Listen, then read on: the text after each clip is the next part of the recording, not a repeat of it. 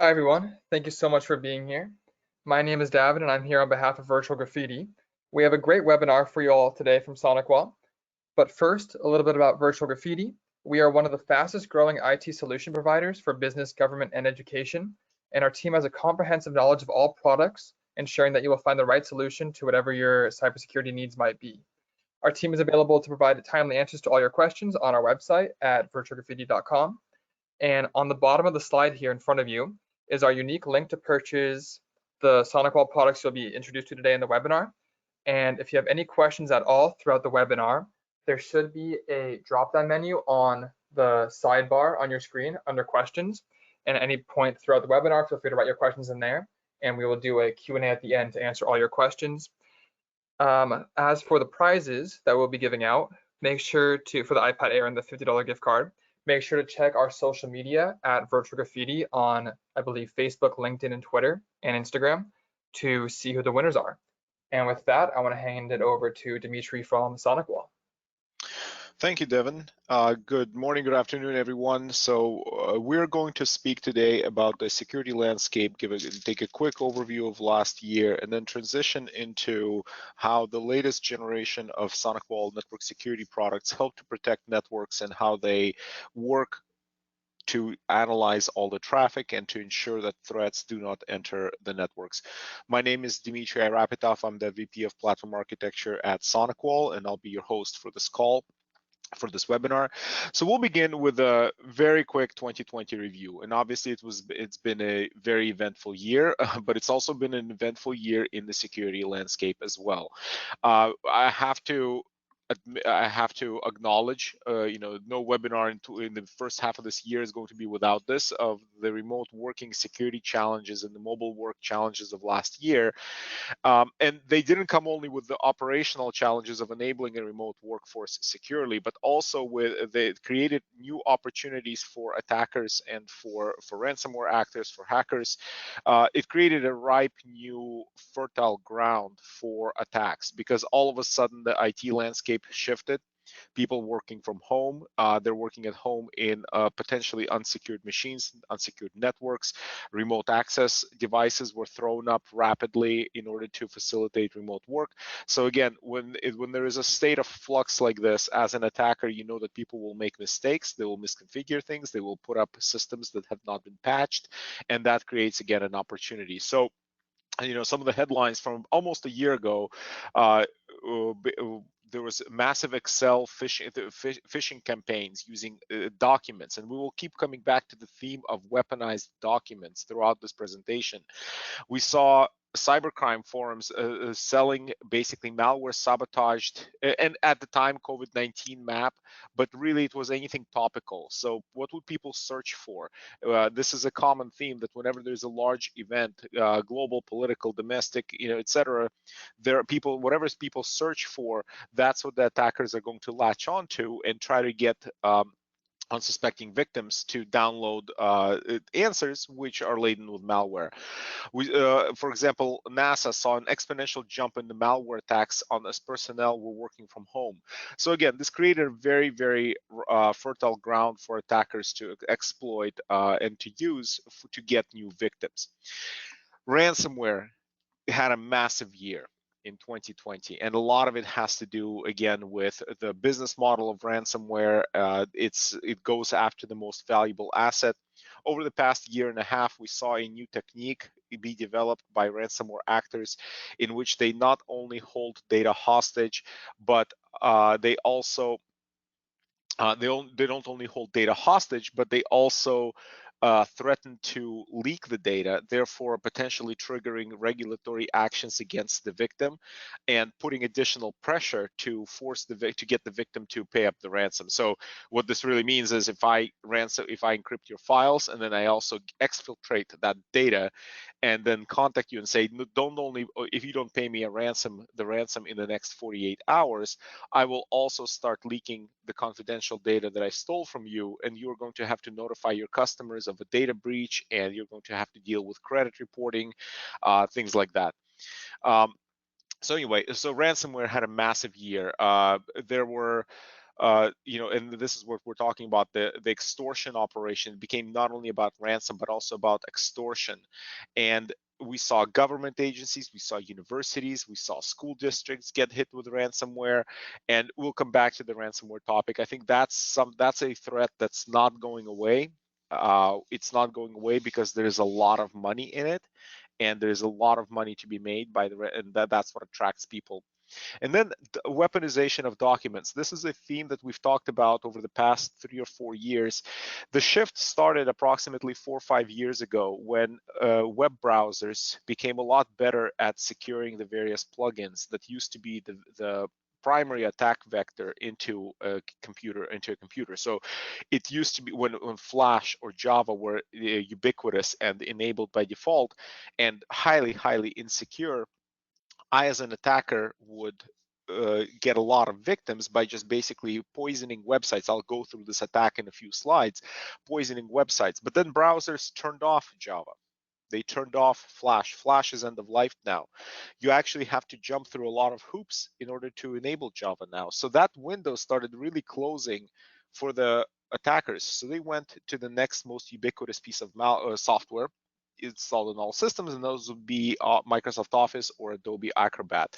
So we saw weaponization of documents where Excel files, Word files, PDF files became the carriers of malware because people trust a Word document. They shouldn't, but they trust a Word document.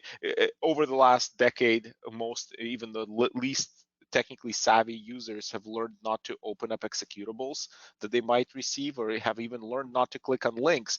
And yet they do drop their guard down when there's either a juicy headline, you accidentally got sent to the company payroll, or there's something, you won a prize, an Amazon tablet or an Apple tablet in a raffle. Click here and open this document, right? That's where people let their guard down, and they don't associate documents with threats. And the attackers have really taken advantage of that. Like, this is topical to the United States audience. This was sometime in October, an election interference Excel spreadsheet. Ooh, this might be juicy. Let's open it. And of course, in order to see the full data, please enable macros and please enable dynamic content. And from there, I now am inside your computer. Supply chain, 0 days, the SolarWinds hack, again, no webinar in the next 6 months is allowed to complete without mentioning these things. These are not new attacks. These are, we're basically just seeing the weak spots exploited by very smart, and very dedicated attackers. But what this does do is it brings these attack vectors to the forefront of everyone's awareness. So how do you protect? There's not much, and I'll give you some bad news as well. There's not much from a network security perspective that can prevent supply chain attacks. There are protections, and I personally, 11 years ago, I had a personal experience where the tool that I used on my computer was actually infected through an update, and my gateway found it. So sometimes it does work. But for example, things like SolarWinds, that's not a network security. That's an overall holistic security approach, zero trust networking. That's a big conversation for a different webinar. 0 days are critical. There were a lot of 0 days last year. Right now, the world is grappling with the Microsoft 0 day exchange. If you're an IT administrator listening to this webinar and you are running an exchange server and you have not patched in the last week, and you have not heard of the Hafnium attacks and the mass exploitation of the 0 day in exchange server, drop off this call now, resume it later, go patch. Your organization is in a heap of trouble right now because this is a absolutely critical flaw, and we saw many of those last year. And this is where network security products can provide you the concept of virtual patching. While you're patching your systems, the intrusion prevention on the gateway can protect from a remote exploitation. We're about to release our threat report, our annual tradition when we have a retrospective in the past year and look at the various trends in malware attacks, etc. That's coming out in March, on March 16th. So at the time of the recording of this webinar, it's a week from now. When you're listening, this might already be out. I will highlight a few high-level trends, but we'll save the details for when the threat report comes out. We saw encrypted threats go up. I'm actually surprised that this number is not much higher. What we really mean by encrypted threats is threats that come in through encrypted traffic. What does that mean? Take a look at what percentage of your connections take a look at all the browser tabs that you have open on your computer right now. Alt tab into your Chrome, Firefox, Edge. Hopefully you're not using Internet Explorer, Brave, Safari, etc. And look at how many of those browser tabs have a lock icon or are effectively using HTTPS and encryption. Probably at least 60 to 70% of your websites, of the websites that you're logged into, are using HTTPS. What that means is that there is point-to-point encryption between your browser and the server. And what that means also is that anything in between the browser on your computer and the web server to the website that you're visiting, everything in between cannot see what's between you, cannot see that traffic, cannot see what is between your browser and that server, which is great for you for privacy and for security. And that's why there's been a big push to encrypt. But it's not so good for you if you actually happen to hit a website that was infected or that's trying to get you to download malware, because now security products between you and that web server are blind to your encrypted traffic. And that's what we mean by when we talk about encrypted threats. We're talking about threats that go through encrypted channels that effectively become invisible to majority of security products. We'll talk about how to detect those threats, how to do that with speed without impacting user experience. I'm personally, I'm surprised that that number has not gone up further, because if I was an attacker, I would be utilizing encrypted channels a lot more. We saw intrusion attempts. So for example, those of you that I see in the comments that there are some people that are dealing with that Exchange 0-day. The way that these attacks begin, many of these attacks begin, is by exploitation of a vulnerability. And that exploitation, some security incidents are because somebody double clicked a file, which was ransomware or a Trojan. That's not exploitation. That's getting a person to that's just running malicious code. There are other security incidents which exploit bugs. They exploit bugs to elevate their privileges and then effectively accomplish the same thing as getting a human to double click a file. So those are two different classes of attacks. And we're talking about here intrusion attempts. That's where some hacker is trying to exploit a bug in order to trigger malware. And this is we saw the percentage, we saw the intrusion attempts go up by 20%. Cryptojacking attacks. You will see cryptojacking and ransomware wax and wane along with the price of cryptocurrency. And I have a chart coming up, and we all know what happened to Bitcoin over the last 12 months. So as long as cryptocurrency, whether it's Bitcoin, whether it's Ethereum, even if you dabble in Dogecoin, right? As those cryptocurrencies go up in price, that makes these attack vectors such as ransomware and cryptojacking significantly more attractive. So we saw cryptojacking attacks go up. Cryptojacking, for those of you who don't know, is where I hijack your computer, your computing resources, to mine cryptocurrency for my account. All cryptocurrency is bounded by, there's a computational boundary of what's effective and what's not effective to mine it. And a lot of that computational boundary is not only determined by the processing power at your disposal, but also by the price of your electricity. Well, what if the price of your electricity is zero because it's not your electricity? What if I was able to take over the computers of about 100,000 people and use their electricity to mine and get the benefits of that mining into my account? That's the attractiveness of cryptojacking. And those attacks, we saw them going up 28% over the last 12 months when the Bitcoin value went up almost 1,000%, if not more. So we can expect that this will continue to go through 2021. Ransomware needs no introduction, and ransomware also goes up when cryptocurrency is more expensive, because if you get paid in 5 Bitcoins, if you got paid in 5 Bitcoins for a ransom a year ago, those 5 Bitcoins a year ago would have had the value of $25,000. Today, those same 5 Bitcoins sitting in your wallet would have the value of $250,000. It's a very attractive proposition. And IoT attacks, again, this is another one that's not surprising as more and more devices get connected. There is a headline right now going on in the news. In fact, maybe I'll pull it up on certain cameras being hacked, and being able hackers are able to look at cameras inside of hospitals. Here's the headline. Hackers access security cameras inside Cloudflare, jails, hospitals because a certain vendor had a hard-coded password to their cameras. Again, topic for a separate webinar on Shodan, what's called the Shodan Safari. Shodan is a search engine. Imagine like a search engine for all devices connected to the internet. You want to find every single camera of a certain manufacturer or every single server of a certain version connected to the internet, you go to Shodan. Shodan Safari is when you go on a on a safari on Shodan trying to see what you can find. So this is when we talk about IoT attacks. There are still devices that are built with pre-built-in passwords that are never secured. People plug in their cameras, they never update their firmware. You might be running a device that you installed 4 years ago that's had 5 security patches since then. Have you patched them?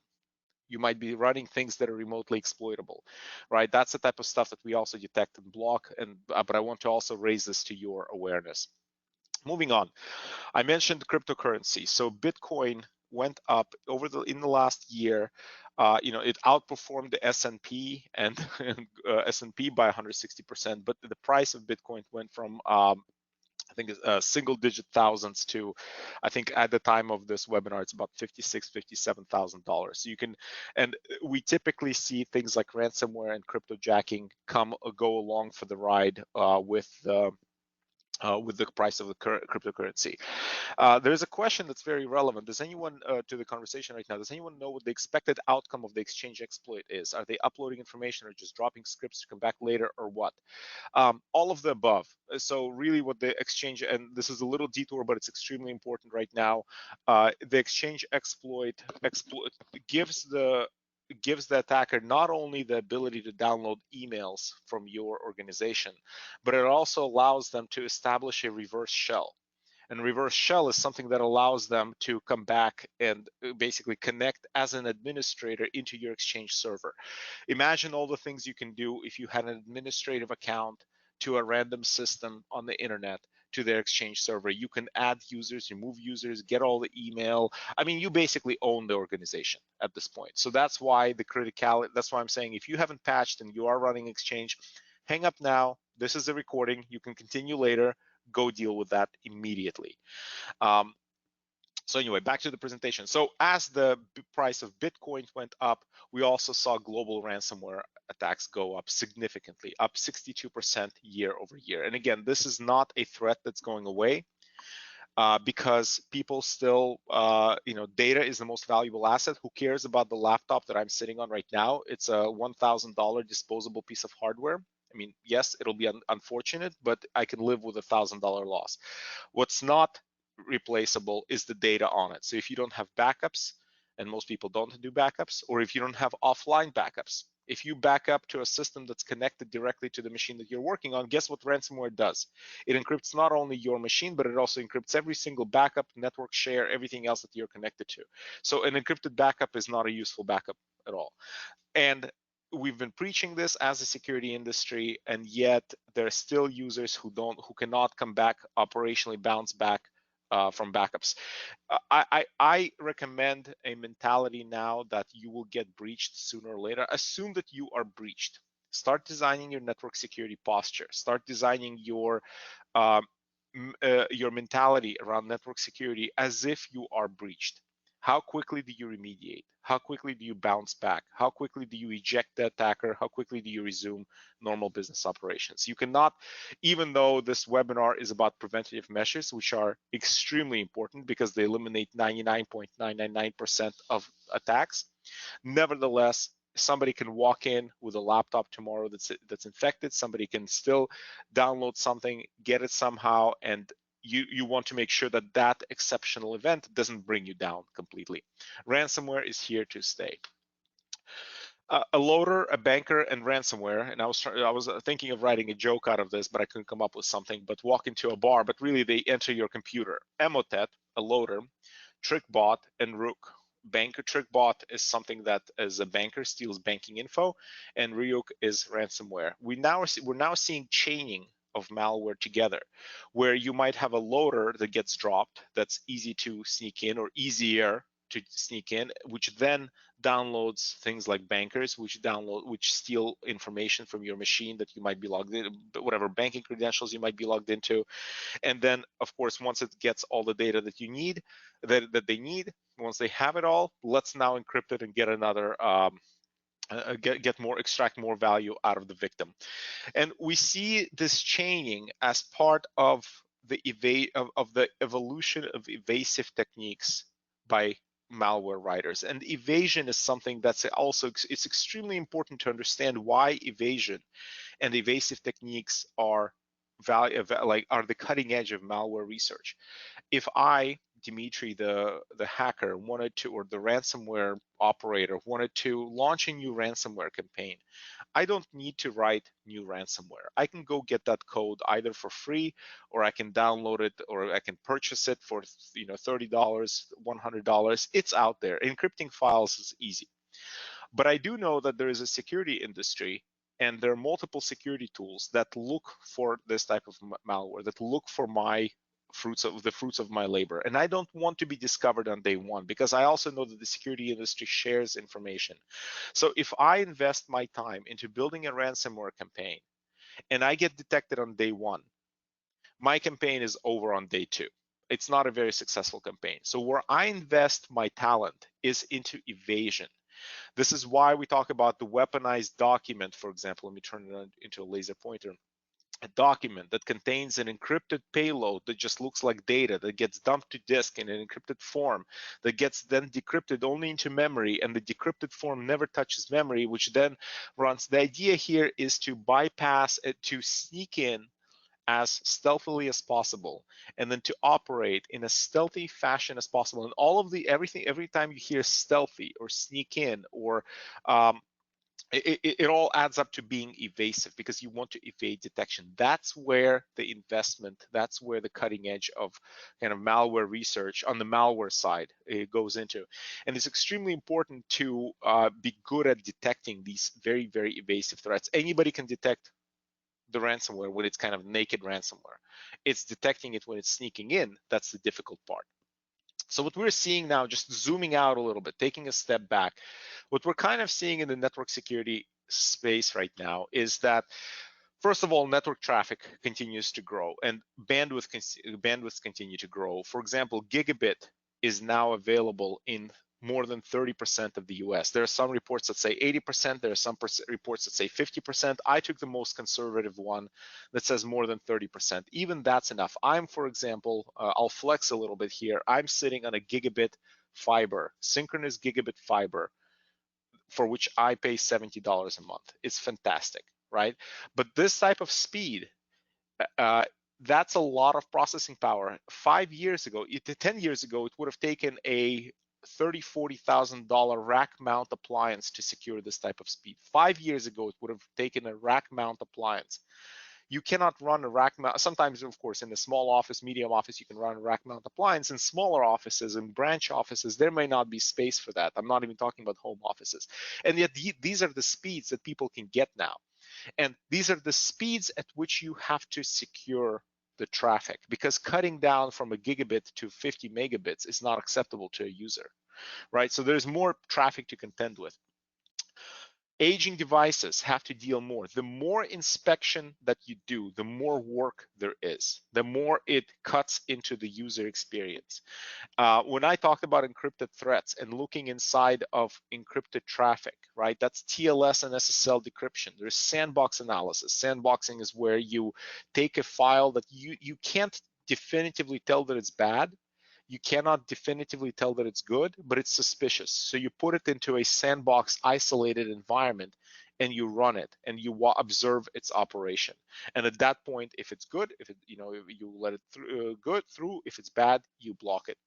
So all these things take more and more processing power, and combined with increased speeds, that basically starts to impact user experience. And of course, there's point product proliferation. That's an ongoing thing. That's not a new trend. There's always a pressure to consolidate, to reduce the number of management devices, of consoles that you use. So that's what we're kind of dealing with right now. And I put in this slide to explain to people. I find it useful to explain to people what exactly does for example, a modern firewall do? How does it block all those different attacks? So here's a typical scenario. You might be sitting on a laptop or a device, right? And this is assuming a normal operation where you're in an office, right? But we can extend this to even when you're working from home behind a firewall, or when we do all come back to offices. But the idea is that a person visits a website that is either a drive-by download site, it's a phishing site, or it's a compromised goods site. What that means is it's a blog site or some website that's been compromised, but instead of being defaced, it's been actually kind of impregnated with malware, right? So now every visitor to this legitimate website downloads something special along with the regular content. So you visit this website and you get that something special. It's typically an exploit, and that exploit would exploit your browser, or again, we talked about weaponization of documents now, and then that chain begins where I showed earlier the Emotet downloading downloading a TrickBot, downloading Ryuk. This is where one piece starts downloading additional pieces, pulling in additional help, so to say, right? And now, congratulations, you're either on Dimitri's botnet, or you're on my cryptojacking network, or you're my ransomware victim. So what network devices do, what firewalls do, modern firewalls do, is they have different layers of protection. They have to break this chain. So URL filtering typically prevents people from visiting suspicious sites, but that's not as powerful for security. Intrusion prevention is that first step. It's preventing the exploitation of vulnerabilities. It's that virtual patching. So for example, if you do have a vulnerable Exchange server right now, and you do have a SonicWall firewall with intrusion prevention enabled, and you do need SSL decryption also enabled, you're actually protected against that exploitation. That gives you more time to be able to patch. Gateway antivirus, Capture ATP, which is the sandboxing technology, RTDMI, which is also kind of, it's not sandboxing exactly, but it does something kind of like sandboxing. Botnet filtering, that's what prevents those subsequent steps. And all of this has to happen inside of SSL and TLS traffic. So in this example, you combine intrusion prevention with SSL TLS decryption, and now you're protected against that Exchange exploit. So, and then I do want to emphasize that you still need endpoint security. This doesn't replace endpoint security. They complement each other. So this is all the work that a typical device has to do, and it has to do that at speed, right? At gigabit speeds right now, and it has to do that efficiently. Just a few words on the intelligence that goes into understanding and being able to recognize all of this malicious stuff. We have a Capture Threat Research Network. I know this is a busy slide. I want you to focus just on the right side, where we have our sandboxing technology and also our real-time deep memory inspection, which is an extremely effective anti-evasion detection technique, which catches evasive malware. And looking at some statistics, this is something that you will see also in the threat report, how much malware we captured. We protect more than 200,000 networks worldwide with this Capture ATP. We find 647, which varies day by day, but at the time of the slide, 647 previously unseen threats. What does that mean? Previously unseen threats. That means that when we, for example, catch an executable that's malicious, we compare to the industry. We compare to, for example, VirusTotal. And if we see that we detected something as malicious, but the 80 or so engines in VirusTotal don't know that that's malicious, we start a timer and ignore the mean. 1 day, half a day, who cares? But look at this. 3.5% of executables, 6% of PDF files are undetected by the industry for a week. That means that this technology, RTDMI, that's available on all of our network security devices, on our endpoint client that's integrated into all of our products can connect to it, it has a weak lead on detecting malware across the industry, against the industry. And this is something that's integrated into the product. So I talked to you about what the state of the industry is, what products, how network security products protect against those attacks. Now I'll shift a little bit into what those products are, some of their benefits, but I'll also focus on the operational side because I think it's extremely important. It's very good to be good and secure, but it's also how do you manage this product? How you roll it out so it doesn't become cumbersome. So we just recently introduced our latest generation. We call it our 7th generation of TZ products. These are set-top devices which are very, very powerful. They're about almost 3 times the performance of over the previous generation of our devices. They include even 10 gig interfaces. These are set-top devices. This is something that can fit into your backpack, right? Or into your bag. This is something you can deploy at home. This is something that's typically deployed in branch offices, kiosks, small offices up to 30, 50 people, but they can handle gigabit speeds easily with all of that inspection that I talked about. Antivirus, intrusion prevention, capture ATP. They can do SSL decryption. Very powerful products. And we also just recently introduced our rack mount device, also part of a 7th generation product, the NSA 2700, which sits a little bit above the TZ series. It's, and again, a high port density. Customers want to eliminate the number of devices, simplify the amount of hardware that they manage. So I will not go into every single spec on these. You have data sheets. There are links in this webinar to the data sheets, etc. You can look all that up. But these are new.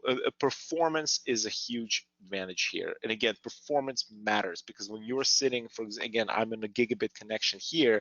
Who cares if it's a gigabit if I can only get 50 megabits of secure speed? What matters is what performance do you get with all security enabled. We have a new, for those of you who are familiar with SonicWall products, we redesigned the operating system. We have a new UI, new beautiful UI that makes, and we put a lot of effort into breaking things down, making it all easy to manage, understand, make it visually appealing. By the way, you can always visit a website called livedemo.sonicwall.com where we put all of our products on display. And you can log into any of these products. You can look at the user interface. In fact, some of the screenshots that I'm using in this presentation come from these demos. For example, there's a demo where you have the firewall with switches that I'll talk about and with access points, all connected and all managed from the same user interface. You can see the network topology. You can see what's going on, all the logging, etc. So we also released, with the 7th generation set of products, we also released something called Sonic Express mobile app to ease configuration. So you just plug in a USB cable into the front of the device, download this app, register it, configure it, and you can monitor the device. This makes it for easy deployment. At larger scale, there's something that's called, so this deployment is great for a single location, but typically you might have 3, 4, 5, 100 or 1,000 locations. So that's a different beast. And this is where we get into the operational side of these products, where how does one administrator deploy 1,000 sites effectively? How do you, in the age of remote work, if you want to roll out advanced network security to your executives or to all of your employees' homes, because their homes are now the extension of your enterprise network or your network. How do you secure their homes? How do you roll it out without having to visit their home, right? This is where we get into the concept of SD branch, software defined branch. And this is where we talk about there's a centralized management component, network security manager. It can either be in the cloud or on premises that can manage firewalls, switches, and access points through the same console. And they're all what's called zero touch ready. What that zero touch ready means is that I don't have to open up the box. I don't have to pre-configure it. I can just ship it out to the location, to the office, to the home, have the person plug it in and step away. And at that point, the device will connect to the cloud. It'll discover who it belongs to. It belongs to me. It'll know where my console is, where my centralized management is, and it'll show up in my centralized management. And in the centralized management, I can have templates. I can set up an automatic template to update the firmware and inherit a certain configuration that I want all devices in my fleet to have. This is how a single administrator can manage or roll out 100 or 1,000 or 5 devices, but effectively and efficiently without having to hire additional labor, additional work. So the centralized management console allows you to manage multiple devices simultaneously. You want to make a change across 5 or 500 devices, it's a single click, or it's a single action. You can group devices, you can monitor. I mean, there's a whole different conversation on centralized management of these devices. You can manage virtual firewalls, physical firewalls, private data, private cloud firewalls. It's all the same security. And one of the other things I want to emphasize is that in the TZ and the NSA firewalls, the security on all of these devices is the same. The difference is the capacity and the performance. We do not believe, like our core value is that small devices, small locations deserve the same security as the largest data center. Just because it's a small branch with 5 people, or just because it's a home office, or just because it's a 20-person office, they need the same security as a 1,000-person office, for example, because you know what? All of these networks are interconnected, and attackers know that branch and regional offices, actually, if you look at the techniques of red teams are the teams that are hired to simulate hackers to test the security of a company. If you read the techniques of red teams, they will often, when they're hired, they will often look for regional offices. For small, maybe you have an office somewhere, I don't want to say in the middle of nowhere to insult anyone, but a smaller branch, they will go there. They'll know it might be more relaxed there. They might have older equipment. They might have fewer policies, and that's where they get it. But they also know that that office is connected to the main HQ. If they can compromise that office, if they can get their malware in there, they can get into the main HQ, and then they can pivot from there, and then they can create additional credentials, and then they're in. Right? So we fundamentally believe that security has to be the same everywhere, and that's something that we carry through our network security products. I talked about zero-touch deployment. It's very simple: register, connect, power up, and manage. Again, that's a separate detailed discussion. But as part of the SD branch, let me flip back a few slides. As part of the SD branch, what we're talking about is managing through a single console the entire office. Networking, security, networking, wireless, SD-WAN. All of that through a single management console, whether it's the actual security and connectivity, multi-WAN. How do you do that? How do you manage the switching and the wireless all through a single console? This is how you do it. And all of our products are connected. So our switches, for example, which we launched last year, connect directly into our products, into our firewalls. So if I, for example, go into a firewall, I have a login, I have a screenshot, but maybe I can do a live version of it to demonstrate. If I, for example, plug in a switch, if I plug a switch into the firewall recognizes that switch. Now look at this. I'm logged into the firewall user interface, but I can control the settings of a switch. I can specify which ports are what part of the security zone. So I can have my point of sale security zone. I can have my IP camera security zone, which the two should never be on the same network.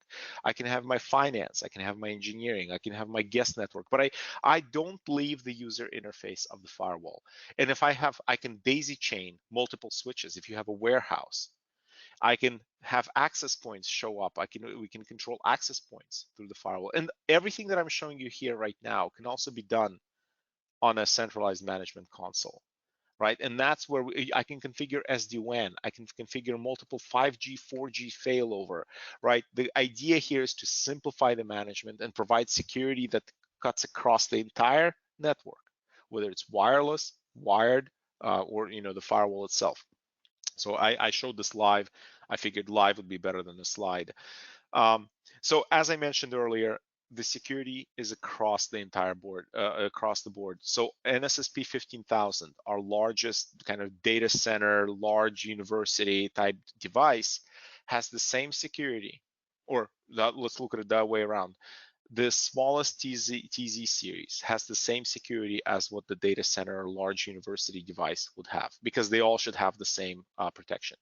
So as to wrap it up, security at gigabit speeds in the desktop form factor. These are a new generation of devices. We typically release a new generation once every 5 to 6 years.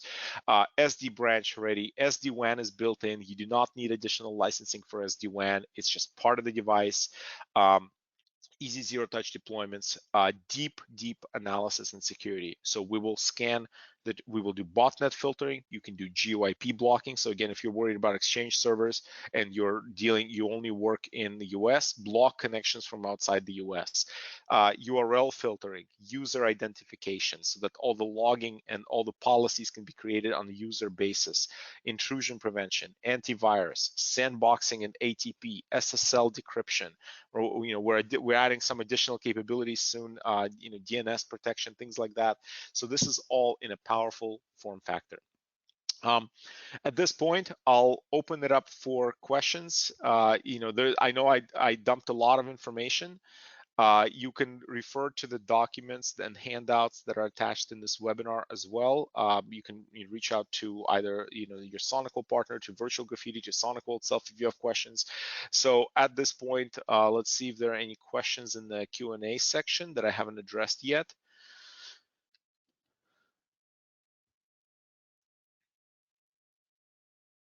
No, doesn't seem Thanks, to be. Dimitri. It seems like we have one question so far.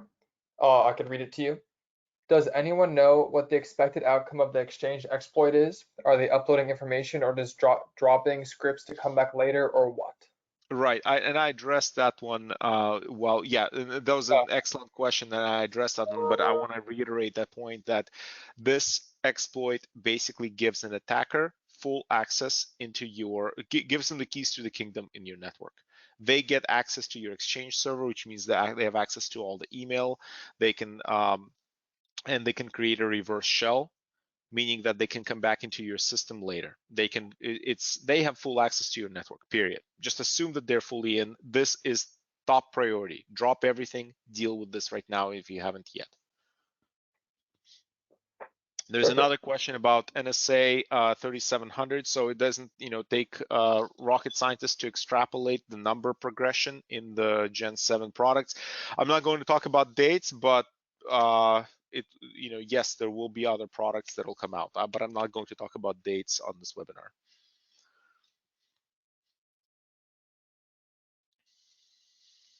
Okay, any other questions?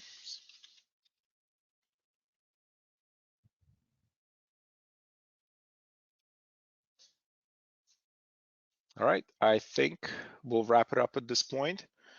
Thank you very much for listening. And again, if you have any other questions, please follow up with Virtual Graffiti or with SonicWall staff. Thank you very much. Perfect. We will be sending out another email following this webinar. So if you think of any questions later, there will be an option to send your questions there. We'll get back to you. Dimitri, do you mind going back to that first slide again on the slide deck, or the last slide, wherever you put it? One second, hold on. There's another question. If all the resources for an employee are cloud services, and the employee is using a laptop and is not on the site, what products does SonicWall have to address this? Excellent question. Because yeah, you're right. The focus of this conversation has been network security. And look, I know cloud is extremely important, and there's cloud adoption, and we're all using cloud, and networks are still here to stay. At some point, people still have to connect into something or from somewhere. However, to address that question directly, we have cloud application security, which is security, it's malware, phishing, DLP protection for cloud services. And again, it's a separate seminar, but just look for cloud application security. It's a cloud-based service. No installation of any clients, no installation of any hardware appliances, nothing. It's a cloud service that will secure either G Suite, O365, Dropbox, Box. I think we've just added Slack or about to add Slack. There's a whole menu of cloud services that are secured like that. The other, from a malware perspective, endpoint security is absolutely critical. We have an endpoint suite in partnership with SentinelOne called Capture Client. Capture Client is not only next-gen AV from SentinelOne, but additional protection and Capture ATP. It plugs into all that anti-evasion malware detection that I talked about. That's our Capture ATP, and does a number of other things like vulnerability detections, vulnerable software detection on the endpoint. So there's the clients piece, there's the cloud piece, there's a network piece, there's also an email piece. All of these are critical vectors of attack to secure. And of course, it depends on your specific deployment. But check with the Virtual Graffiti or with the SonicWall staff on what specific products you need. Excellent question, though. Cloud Application Security, CAS. That's the name of the product. And I'll quickly flash it on the webinar. Cloud App Security. This is the one. In addition to SonicWall Capture Client. Those are the two. So this is the endpoint suite, and this is the cloud SaaS protection. Thank you for that question again. Devin, sorry, back to you. All good, thank you for that. I was just gonna say that at the bottom of the slide here is our microsite where you can find all the products that you heard about today and more. And with that, I think we are good. Thank you all for joining, and have a great rest of your day.